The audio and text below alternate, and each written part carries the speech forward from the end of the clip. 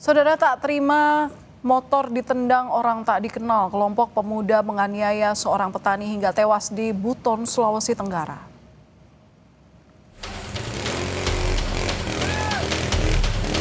Video amatir memperlihatkan saat aksi penganiayaan terhadap seorang petani oleh sekelompok pemuda di Jalan Poros Pasar Wajo, Wabula, tepatnya di depan kantor desa Banabungi, Buton pada Selasa malam.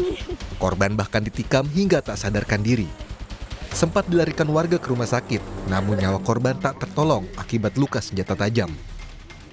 Polisi kemudian menangkap 7 orang terkait peristiwa ini.